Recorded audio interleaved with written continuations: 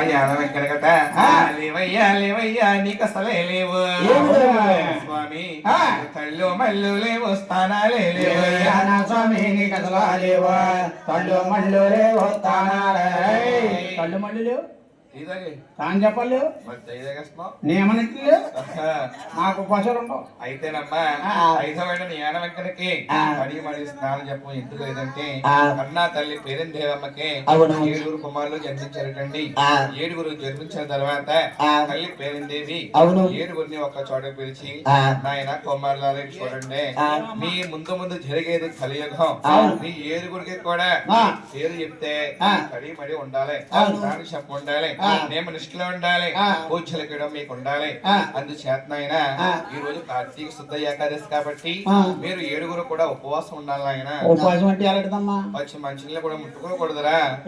Coffee తాగొచ్చా? పాత coffee full coffee తాగితే కళ్ళు పోతారు అమాయకురా. బాబు నువ్వు ఎలా చెప్తావు గానీ ఈ ఆడవారు అందరూ పొద్దున్న ఉపాసాలు ఎలా చేస్తున్నారు తెలుసండి? ఎలా చేస్తున్నారు? పొద్దున్నే 10 గంటలు ఎడుతుంది మా ఆవిడ. గొడవెత్తుకున్నా మా ఇంటికాడ కూడా చెప్తున్నా. మీ ఆవిడ కూడా చెప్పు. పొద్దున్నే 10 గంటలు లేస్తుంది. 10 గంటలు లేచి చేరి కాఫీ తాగేస్తాను. ఎవరు? మా ఆవిడ. చేరి కాఫీ తాగేసాక అప్పుడు కడుగుతుంది మొహం కడిగి అప్పుడు తానం చేస్తుంది. తానం చేస్తా సూర్య నమస్కారం చేస్తాను పిల్లతో అంటది. ఓ సూర్యనారాయణ, ఓ జయనారాయణ, ఓ జానకి నారాయణ, ఓ పిల్ల ఈ అమ్మ కడుపు మాడ ఎప్పుడు చూసిన టీవీ కాడ చచ్చిపోతున్నాం వంటకాన. మీ నాన్నగారు బజార్కి వెళ్తున్నారంట. బజార్కి వెళ్ళినప్పుడు నా టిఫిన్ తెమ్మని నాన్నగారిని 4 ఇడ్లీ, 4 బజ్జీ, 2 దోశ, 2 పరాటా పట్టమని చెప్పేస్తుందండి. ఇవన్నీ మా దండ పెట్టుకుంటే శుభ్రంగా భోజనం చేసేస్తుంది. మధ్యాహ్నం 12:05 చేరి బియ్యం అత్యవసరం వేసుకుంటది. మా ఆవిడ ఉపాసం ఉంటే పాలు పచ్చిపుని చేసుకుంటాం.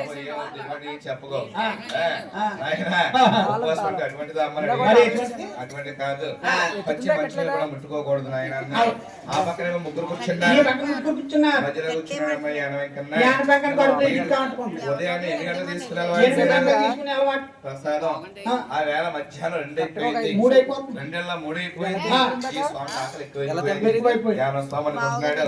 కడుపు కట్టేసి పూజలు ఏంటి పుణ్యస్కారాలు ఏమిటి ఉంటే 6 రథములు ఉన్నారు. నేను లేకపోతే అలాగని వడివడిగా ప్రసాదం పూజ చేసేయడం కన్నా తల్లి కల్లారా చూసింది.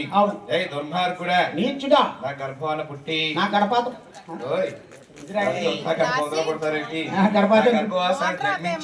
తప్పుడు పని చేసావు కానీ నా కొలంలో గాని నా గోత్రంలో గాని మా ఇంట్లో గాని నా ఒంట్లో గాని ఉండడానికి వీలు లేదు. అలాగని యానం మధ్యంటోరు పంపించేసారండి. మన యానం ఏంటండి? యానాన్ని దత్తుడండి. అంటే యానం అంటే ఎక్కడ ఉందో తెలుసు కదా మీకు? మంద్యానం. ఆ ఊరు దగ్గరగా ఉన్న ద్రాక్షారామం. మంద్యానం వెళ్ళ గ్రామానికి దగ్గరగా ఉన్న ద్రాక్షారామంకి 16 కిలోమీటర్లు ఉంటుంది యానం. యానం తీర్థం మంచి లోరుగా దొరుకుతుందండి. నా సైకిల్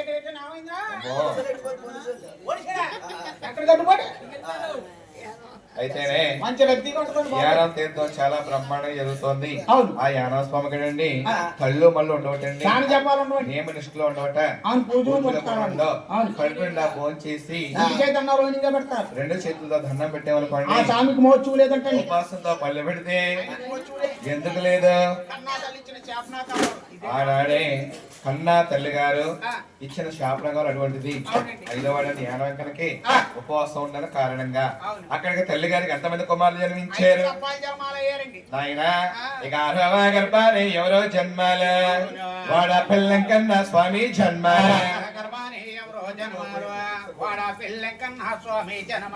6వ గర్భమునందు తల్లి గారికి వాడపిల్లి వెంకట బాబే జన్మించారు. వాడపిల్లి అంటే మీ అందరికీ తెలుస్తున్నదే. రాముల వారి కళ్యాణమైన 3వ రోజున జరుగుతుంది వాడపల్లి ఏకాదశి. 7 శనివారాల స్వామి దగ్గరికి వెళ్లి ప్రదక్షిణం చేసి మనస్ఫూర్తిగా ఎవరైతే స్వామివారిని దర్శిస్తారో కోరిన కోరికల్ని తీరుతాయని చెప్పేసి వాడపల్లి క్షేత్రం ఎంతో పేరు పొందింది. అక్కడికి తల్లి గారికి ఎంతమంది జన్మించారు? 6 జన్మించారు. ఇంకా ఆఖరిని జన్మించేవారు ఎవరో వినండి. ఇవే 4 యుగాలటమ్మా. అవునవును 4 యుగాలు అంటే 4 యుగాలంటే ముందుగా జరిగిందేమో త్రేతాయుగం, రెండవదేమో త్రేతాయుగం, మూడవదేమో ద్వాపరయుగం, నాలుగవది చివరికి జరిగింది కలియుగం. చివరికి కలియుగం అంటండి. అవునండి. ఈ కలియుగంలోనే ఏడుగొండలవాడు శ్రీనివాసుడి కింద ఏ విధంగా కన్నా తల్లి గర్భాన్ని జన్మిస్తున్నారమ్మా. అంతా కూడా గోవిందనామం చేయండి అమ్మా.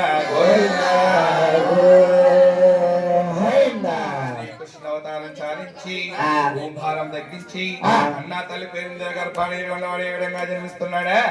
ఆహా 7 గర్భములతో మన 7 కొండల రమణ, మన 7 కొండల రమణ జన్మిస్తా ఉన్నారు.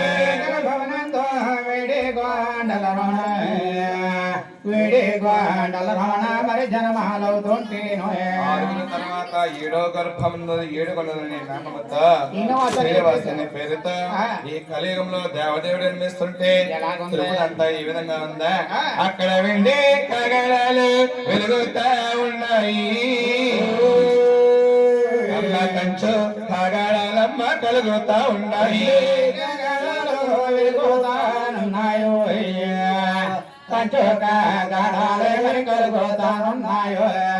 స్వామి జన్మిస్తుంటే ఈ విధంగా ఉందా.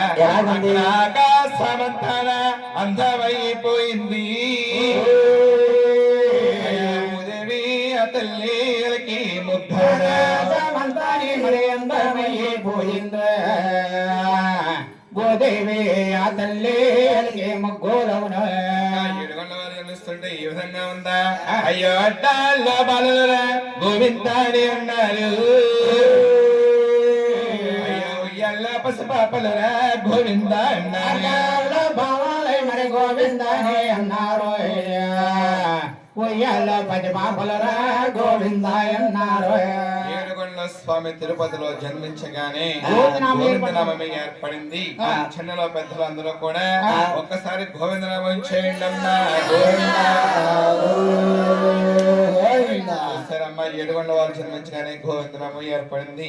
చిన్నలకే పెద్దలకే తెలిసి పట్టణంలో 10 మంది ఏమనుకుంటున్నారు.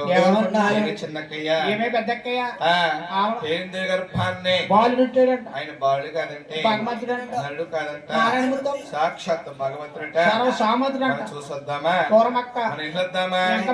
అలాగనే ఆడవారందరూ కలిసి వారి అక్కలందరూ కలిసి ఒక్కంబోగాని భామాలందరూ కలిసి బయలుదేరారు. అందరు కలిసి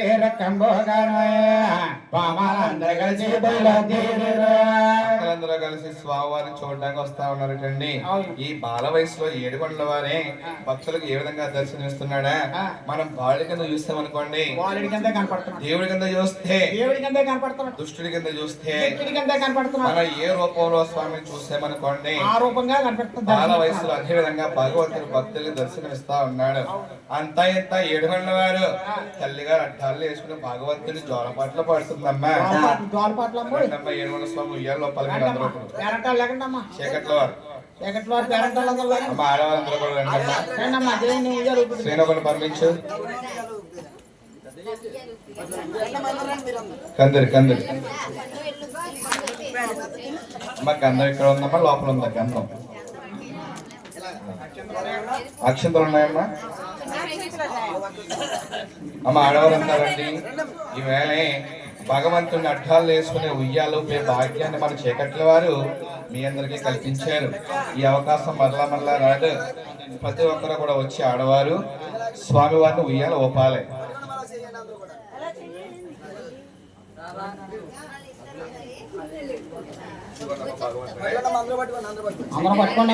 గోవింద